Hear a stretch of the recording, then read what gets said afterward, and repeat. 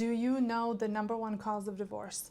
It's not infidelity, it's not incompatibility, it's not even sex or kids. It's money. Money fights are the number one cause of divorce, but here's the kicker.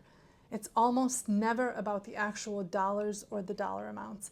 It's about trust, safety, freedom, and control. So today, I am answering 11 of the most commonly asked questions that couples ask about money and marriage. Let's make sure that money doesn't break your marriage apart. Question number 1, is financial transparency important in a marriage? Financial transparency in a marriage isn't just a nice to have, it's actually a must. When you're transparent about money, you're saying to your spouse, I trust you with everything that I have. When you hide financial details from one another, on the other hand, whether it's income or debt or spending habits, it inevitably creates cracks in your trust that can spread into literally every other area of your relationship.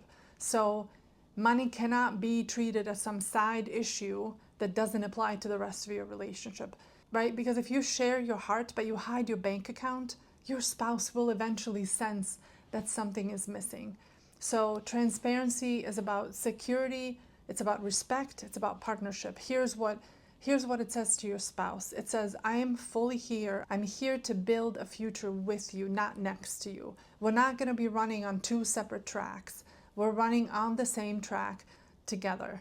Without that, marriage literally becomes this thing where you two end up living two separate financial lives that occasionally overlap, instead of one where it overlaps and you are, in fact, sharing in the same mission.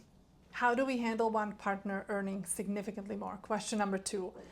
Here's the truth. In a marriage, it's not about who earns more, right? It's about how you see the money and how you see each other within the relationship. Think about it. The healthiest mindset that you two can have is all income is ours, no matter who brings it in. And that's whether one of you earns twice as much or 10 times as much as the other person, or one of you earns and the other one doesn't. It shouldn't shift the value of either spouse, right? Because here's the reality. Almost no couple, you can line up 1,000 different couples, no couple will have perfectly matching salaries.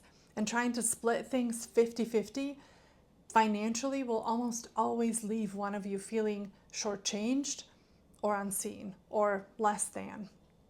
Here's what I would recommend that you do instead. You celebrate that you both contribute.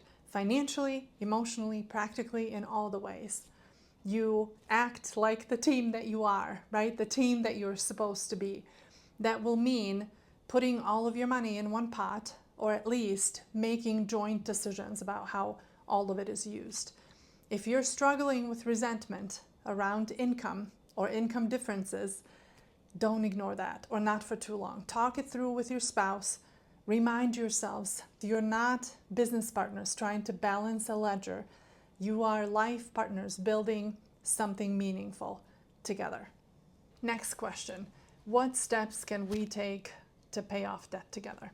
Let me say this first. You cannot tackle what you're not talking about. So step 1 is full honesty. Put everything on the table, how much debt you have, where it came from, and how you feel carrying it, right? No blame, no shame.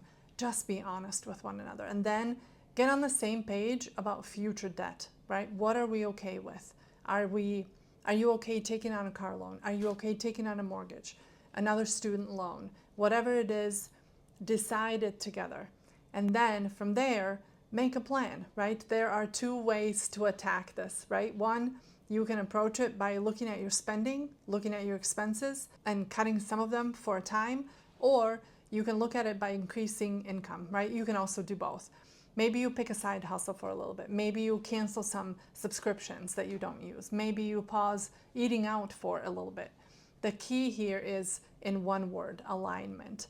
Both of you agreeing to the plan and committing to it, right? And here's something important.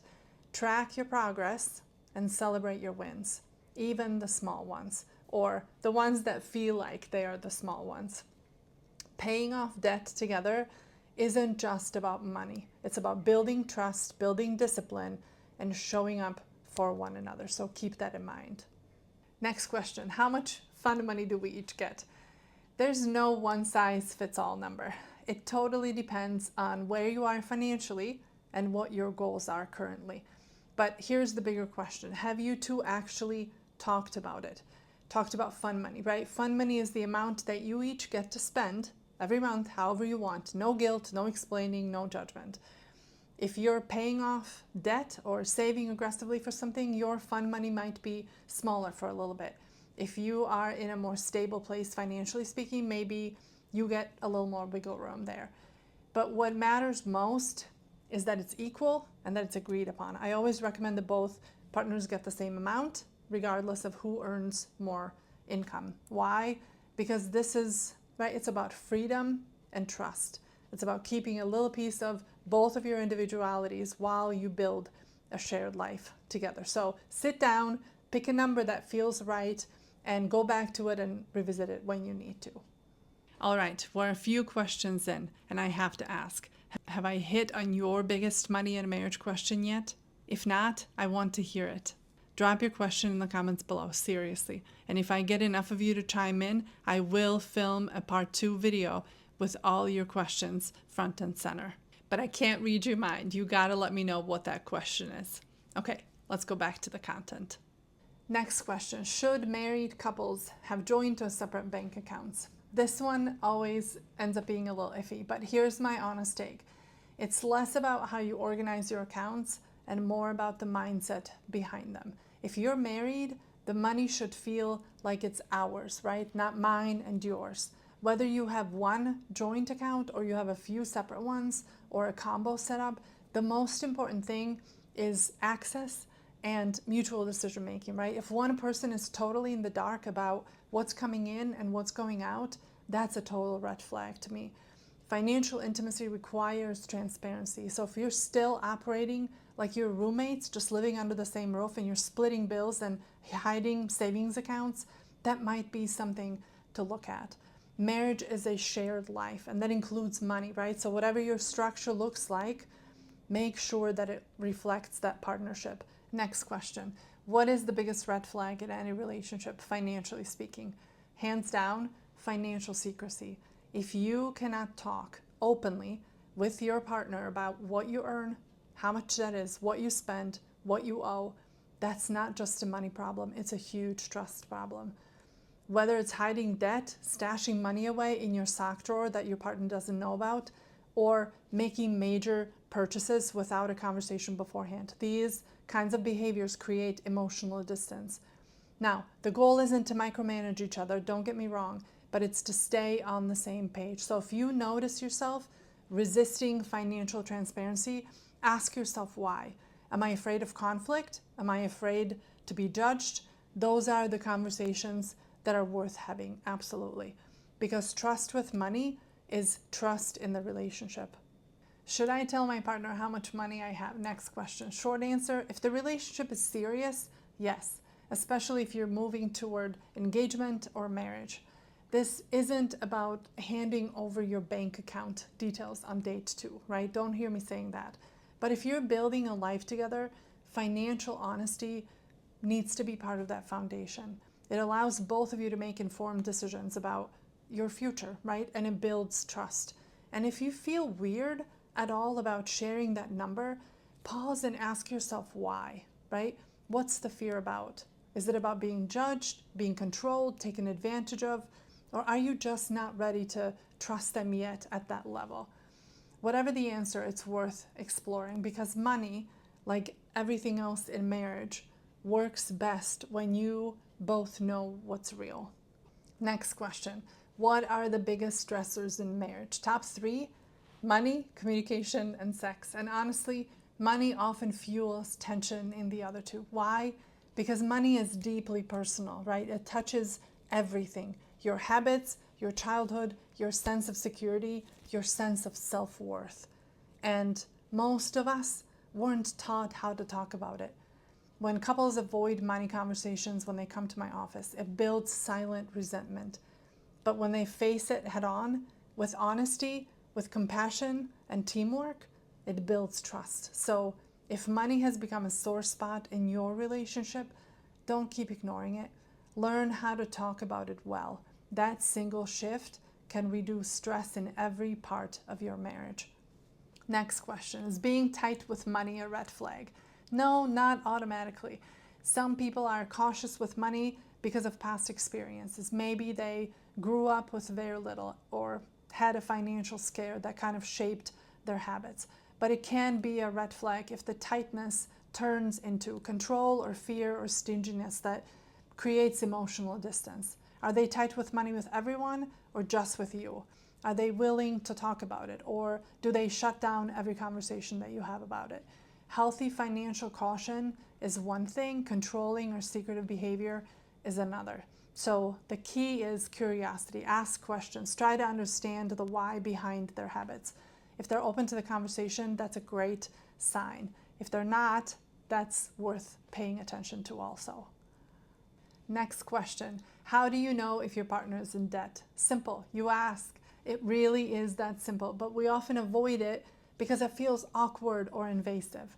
Here's the thing. If you're heading into a serious relationship, especially one that's moving towards marriage, financial openness is a must. There's no way around it. You might say something like, hey, as we talk about our future, I want us both to have a clear picture of where we're starting from.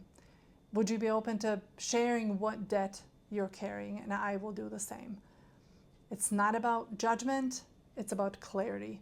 You deserve to know what you're stepping into, and so do they. Transparency here helps both of you make wise, informed decisions for the long run together. Next question, what is financial infidelity in a marriage? Financial infidelity is when one spouse makes major financial decisions about spending, saving, investing, or even giving without the other spouse knowing. It could be opening a secret credit card, hiding debt, or making a big purchase that you agreed to talk about first. Even if the intention wasn't malicious, it still damages the trust. One simple way to prevent this, you can create a shared agreement. For example, any purchase over $500, we talk about it first. That way, you both know what the guardrails are. Because in a marriage, it's not your money and my money, but it's our money. And every decision made with it should reflect that. So the more you practice financial honesty, the stronger your marriage becomes. Here's the question. Where are you two at when it comes to money in your marriage? Money will either divide you or deepen your connection. It all comes down to the 3 T's: trust, transparency, and teamwork. Which of these questions hit home for you? Or is there a question that you would like answered?